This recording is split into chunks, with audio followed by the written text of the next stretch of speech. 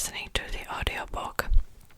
I made notes, of course, and then after I listened to it, I was fact-checking it, and I noticed that there were some inconsistencies, especially in her sentencing. Her sentencing in that memoir was totally different from what was reported, so I tried to mix all of those information together, and hopefully this will be the most factual, objective story. But just keep in mind that even like some details might be a little foggy, and well, that's because her crimes were pretty much unnoticed, and so we gotta take her word for it, really.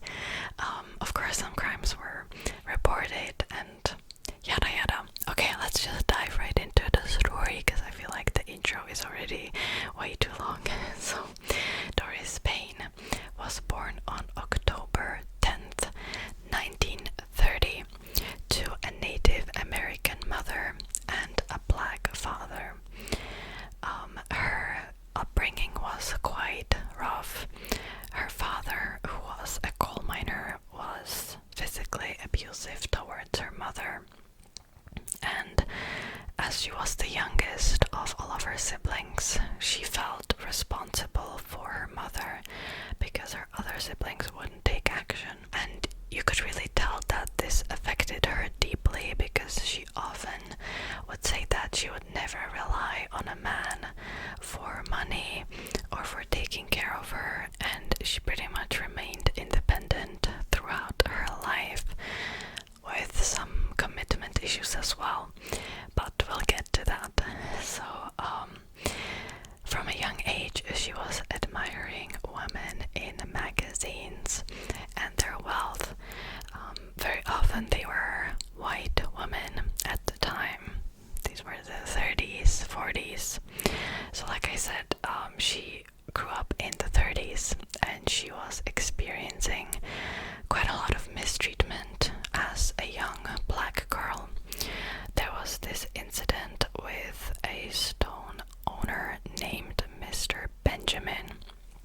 Mr. Benjamin was actually quite nice to her and her mother, but there was this instance where she went into the store to pick a watch because her mother told her that she could get one, and Mr. Benjamin let her try on multiple watches, and they were being chatty, and suddenly a white man entered the store, and Mr. Benjamin didn't want to be seen being civil to a young black girl, so he snatched away the watches that she was wearing.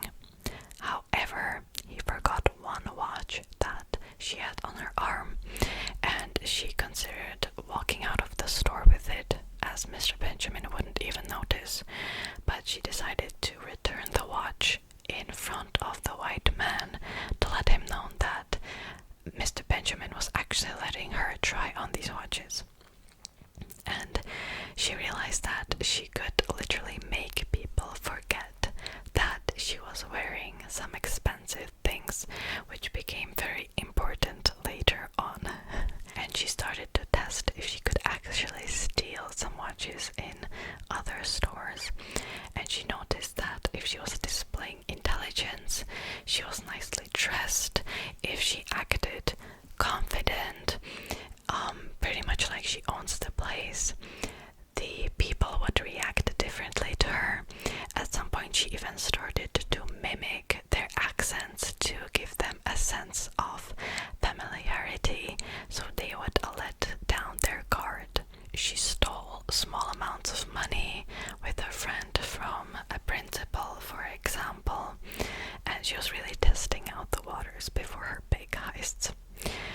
She got pregnant at 18 and then got pregnant again 4 years later. She considered having an abortion, but at the time, abortion, a legal one, was pretty much a death sentence for a young black girl. What I find kind of depressing is that I see America just slowly regressing to that point again. You probably know what I'm talking about. I don't want to get into much detail right now, but it's awful. It's sad. And it's not just America, but yeah. She worked for a short time in a nursery home after high school, which was her only real job. And then she stole a small diamond ring, at the time worth $1,500, which would be the equivalent of $14,000 today.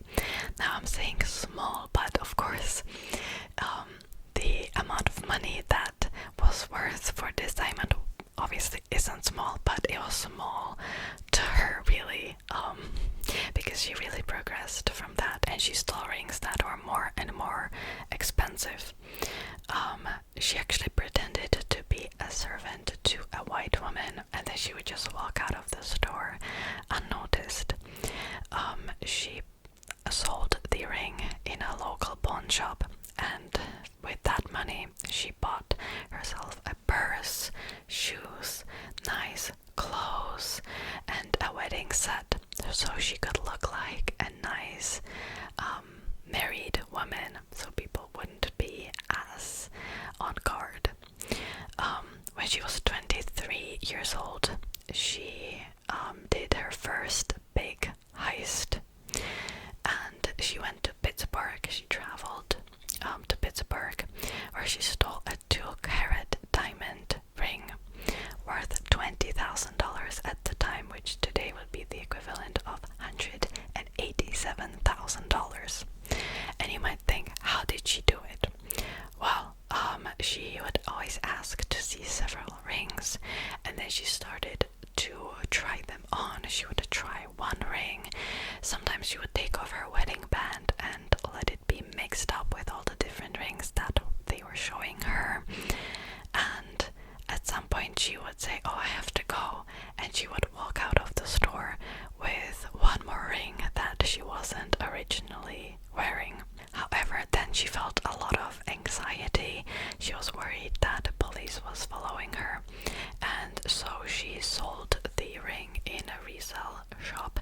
She played this role of a actress that was cheated on by another famous person, and she just wanted to get rid of this ring immediately, and she was just acting very well, and the people in that store believed her, and she sold the ring for $7,000. However, her anxiety didn't last long, because next week she did another robbery and was caught by the police this time because the clerk called it. However, she played this role that she forgot to take the ring off, and as she was wearing clothes that were more expensive than the ring, the police believed her and they let her go.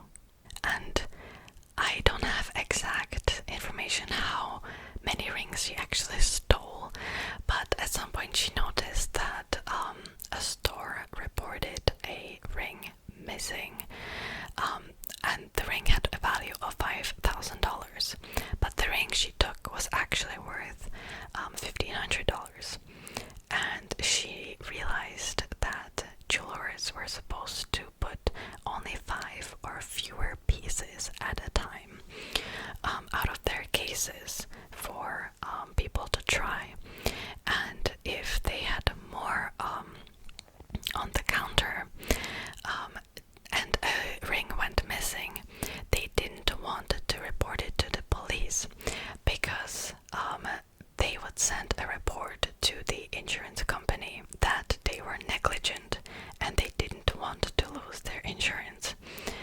And in that scenario, getting the ring back when they made mistake was actually worse than reporting the loss, because if the ring was never found, they could just report the loss as much higher than it actually was, and they could get more for it. And Doris Payne really used this information to her advantage, and she would steal a ring only if more than 5 rings were put on a display at a time. The clerks sometimes would broke these rules because they saw this young, possibly famous, intelligent woman, and they just wanted to please her, so they would break the rules of the insurance companies for her. Now, at the time she was selling these rings to a local pawn shops, but she realized that she couldn't keep this any longer because the police would be onto her, and so she needed to sell them at a black market. And she was recommended this Israeli guy named Harold Bronfield, who had a nickname Babe. She referred to him as Babe throughout her memoir. I'm going to refer to him as Harold, okay? And he had very good connections to black market, and he would always take the rings off her and they would split the cash. Harold was quite amazed with the way she committed her robberies. He almost didn't believe her, and so she agreed to take him on to her next robbery. However, they were identified, and so Harold advised her to turn herself in Philadelphia because he had a lot of connections there with lawyers, judges, the DA, and so she was considering it, and she ended up actually going to the police to turn herself in, and they just let her go. The lawyers negotiated a guilty sentence without serving any time, and she was free to commit more robberies, really. She worked with Harold for more than 10 years. He was married, but that didn't stop them to start an affair together, and his wife actually knew about the affair, and they became quite good friends with Doris. After 10 years, they actually arrested a famous black woman once, and they did it without evidence. They just assumed that she was Doris, and then they arrested Doris without evidence as well. They issued a prison number for her, but she didn't actually go to prison because they didn't really have any evidence, and at that time the courts started to receive some media attention because they were just arresting these black women on a whim without any evidence. So it looked like she served time, but in reality she didn't. She wanted to buy a house in a city named Shaker Heights. Now what I find interesting is that this city was actually a setting of a book I've read last year titled Little Fires Everywhere by Celeste Ng. I just thought that was interesting. I thought I would throw this in here. And she needed a loan to buy this house, and she called the president of the bank called her, and at the time she thought there's no way she could get a loan as she was a thief, but the president asked her, how much do you make from the jewelry you sell? And she said about 50,000, I think, and she got a loan just like that. Then Harold died from complications from a tummy tuck surgery, and so she had to find a new buyer, and you could see that she really missed him. I didn't mention her kids. She had a son and a daughter throughout this story, and that's because she was an absentee mother.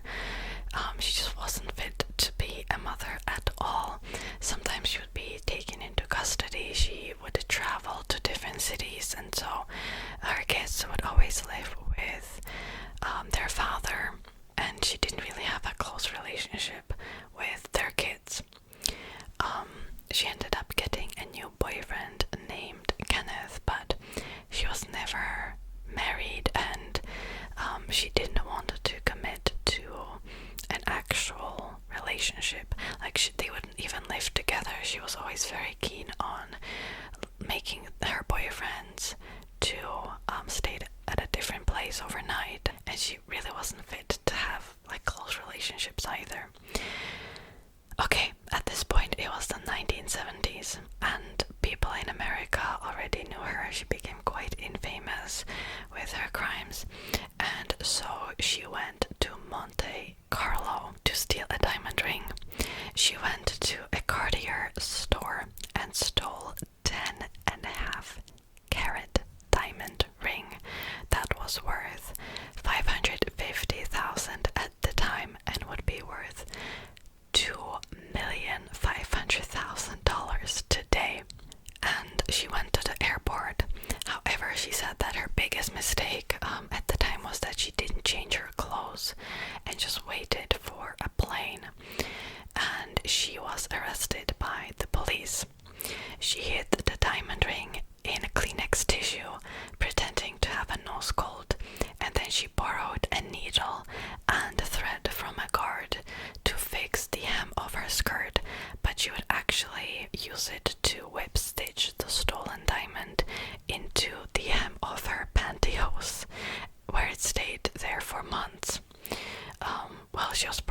custody. She stayed there for a year. Eventually she was extradited to Monte Carlo, where she was detained for another 9 months. However, as the authorities couldn't recover the stolen gem, she was released. She went to New York, she found a new buyer, and she sold this incredibly expensive diamond. In 1975, she went to London. She flew first class. She would steal some rings. Then she went straight to Paris.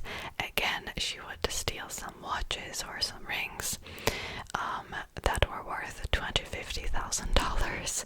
And then she went straight to Rome to a Bulgari store. And then again, she headed out to airport. And by the time she finished this little trip, she had diamonds and jewelry worth $1 million on her.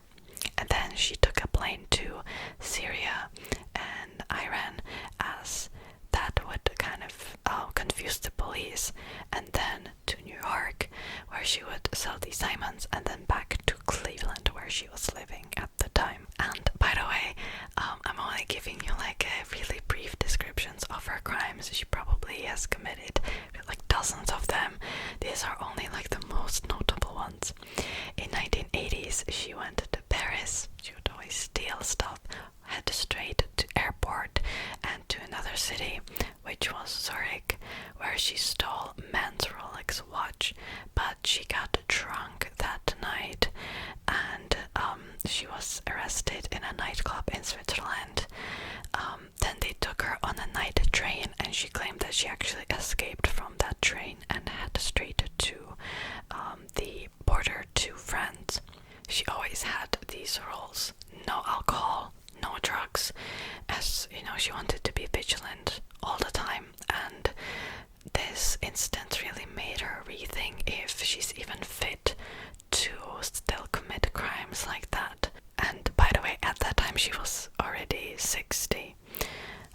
In 1990s, the FBI was looking for her, and so she moved to Chicago with her friend, and she didn't want to keep stealing jewels, so she found a new job where she was scraping powdered drugs from the sides of bags, and she did this for a few years. At the time, her close friend and her boyfriend both got cancer and they died, and she started to commit these jewelry robberies again. Now, I don't know if she committed these crimes in 1990s because I couldn't find the timeline, but there was a time where she went to Tokyo to a Cartier store.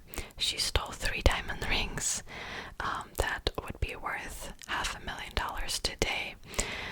She lived in Greece for a year. She would sell her jewels in Amsterdam, and every couple of months she took a vacation in Cairo. She was sentenced to 12 years in 1999 for stealing a $57,000 ring in Denver, but she served only 5 years. And she claimed that at the time jewelry stores resisted having cameras because they wanted to be in control of how they reported missing pieces, and she really took that to her advantage. But she didn't realize that stores in malls always had security cameras, and she was caught that way. In 2011, and by the way, she was already 81 years old, she would take these day trips for stealing. She lived in California at the time, and she would go to Palm Desert, steal some rings, and then she would come back. And that year she was sentenced to 16 months in prison by a San Diego court for stealing a 1-carat diamond ring. In 2014, she was detained for stealing a $22,500 ring in Palm Desert, and she pled guilty to the charges, and she was sentenced to 2 years in prison and 2 years on parole. But she served only 2 months, as she was released due to prison overcrowding, and she was also ordered to maintain her distance from jewelry stores. Allegedly in 2015 she started stealing again and reportedly stole a $33,000 she was wearing an ankle monitor from her previous crime. She was caught by the authorities for stealing a $86 worth of merchandise from a Walmart store in Atlanta, and she was taken into police custody again in Atlanta in December 2017 for larceny charges. And that's really her story. So that was Doris Payne, who has made jewel robberies her entire career, her entire life. Now, what do you think of this story? I must say one thing that I probably haven't mentioned. She really didn't see anything wrong with her robberies at all. She was justifying it, saying that these diamonds came from African countries, and so she was really taking these diamonds back. She also would claim that the clerks wanted her to steal these jewels because they felt guilty. And like I said, she felt no remorse, but also no empathy. I'm pretty sure she caused dozens of people to lose their jobs. There was an instance in her memoir where a clerk was testifying in court, and they were crying, they were bawling their eyes out, and she felt absolutely zero empathy towards them. And you could really see from her actions that she still continues stealing. I couldn't find any more recent information on her. Like, the latest information I found was in 2017, which was 5 years ago. Now, I don't want to diagnose her, but I'm pretty sure that she had some sort of disorder. You could kind of tell that from how she was writing and how she was always only thinking about herself. She really saw her crimes as a way of taking care of herself and her loved ones. Also, I didn't mention that she was always providing for her mother as well, even though her mother didn't agree with her career choice. And when her mother passed away, she saw it as an opportunity to redeem herself a little bit. She turned herself in to the police. But over time, she always started stealing again. Now, I find her story very interesting. I would recommend the memoir that I've read. Just keep in mind that like certain facts are a little polished. She even mentions at the end of the book that she polished this story, or she cut this story like a diamond, something like that. But it reads very nicely, and if you like heist stories and true crime, I would recommend it. You can listen to it on script through my link if you want in the description, or read the ebook. That one is also available there. So that's it for today's video. I hope you have enjoyed it, and let me know if you have any other requests